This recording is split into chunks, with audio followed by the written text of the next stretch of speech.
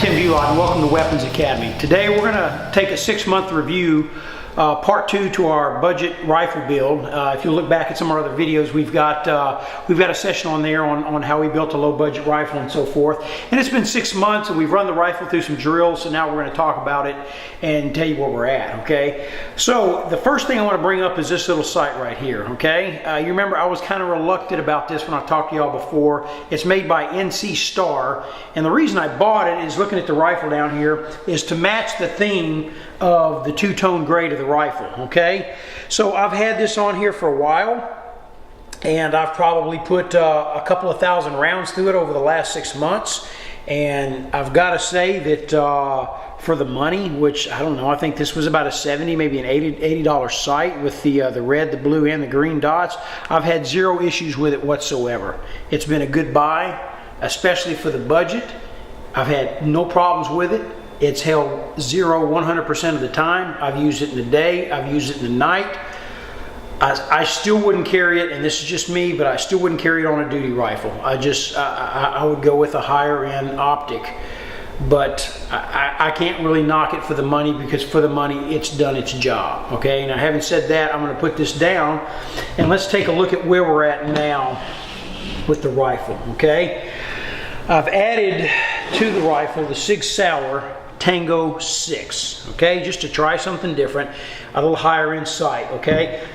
These sights are getting really popular, especially amongst the competition shooters, but there's a little bit of controversy about the sight also, that it won't work for close quarters. It's more of a distance shooting sight, and I tend to differ with that, having fired it on this rifle for a while.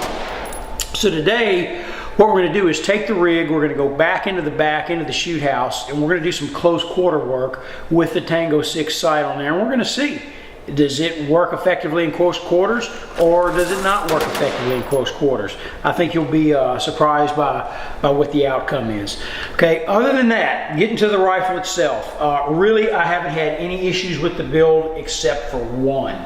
Okay, you recall I discussed the trigger in the previous video, the Ultra Match 2.5 pound trigger. I've had a couple of different incidents with that, okay? I had one circumstances where the little set screws backed out after minimal use, okay, and what that does is cause the trigger to go loose, and one trigger pull will get you 3 or 4 rounds basically in full auto. So to fix that, you got to just make sure that they're tight, keep a little bit of blue Loctite on there, and just every time you clean the weapon, you got to check them and make sure that they're snug. The other thing with this trigger, I have got some light primer hits, which results in a click but no bang, and you have to clear that through a malfunction drill. I would say out of the 2,000 rounds that I believe I've put through this rifle, probably about 1 in 100 I've got a light primer hit, and that's just due to the lightness of the trigger, and that for me is enough to say that if I had to buy this trigger again, I would not. Okay. I told you in the first video I wouldn't use this in a duty gun. This is a range gun, so there were no consequences other than it caused me to have to execute a malfunction drill. If you're doing a demonstration or you're running a match or something down those lines, you are going to lose some time because of that malfunction.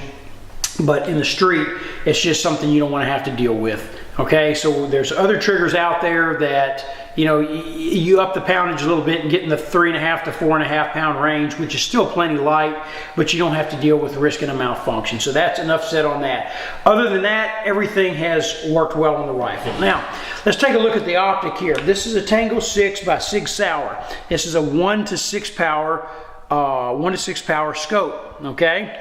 And it is a true 1 power scope, being that when you look through it at 1 power, there is absolutely no magnification whatsoever. I mean, it is what it is, okay? And it also has a red dot. So you can use it in close range with both eyes open, just like a red dot scope, and you don't get any of the interference you would get from magnification or the distortion that you would get from using a magnified scope, okay?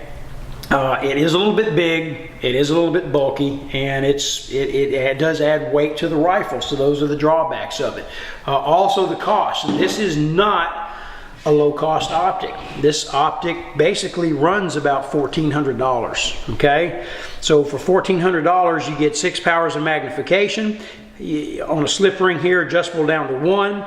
Okay, you've got the target turret knobs that are locking, lift, turn, and lock. Very easy to adjust. Okay, and you get a fairly wide field of view and a fairly long eye relief. Okay, but not quite that of a red dot. So with a little getting used to, what we're going to try to do today is just run some close-in drills with the rifle, and we're going to see how our times are, our comfort level with this thing in close quarter drills, and then we'll stretch the legs a little bit and take it out to 150, maybe 200 yards. So hang in there, we're going to get ready for the shoot house, and we'll be right back. Okay, I need to correct something from my previous video. I got the website wrong for Faith Armory. Our good friends at Faith, they supply us with a lot of the tools and the equipment we need out here, the parts for the rifles. Most of them came from there. So the correct website is right here, Faith Armory, Waxahachie, Texas. Check them out. So earlier today we had SWAT training, and I think there might still be some targets back up in the shoot house. We're going to head back here, run a few drills, just me and the shoot house, see what we can come up with.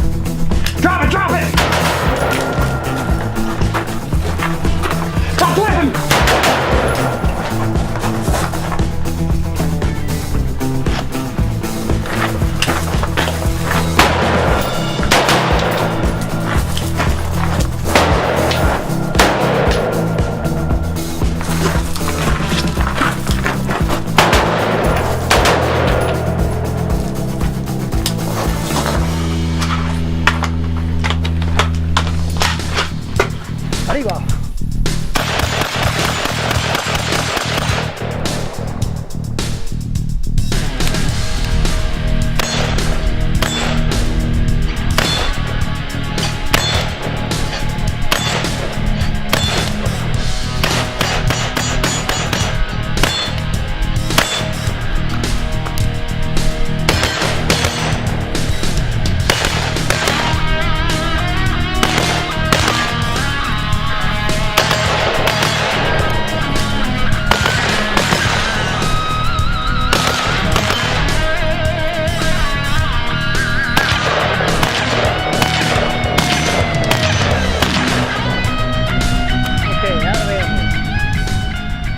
Okay, just ran it through a few of the paces, and this last drill we shot out to 50 yards.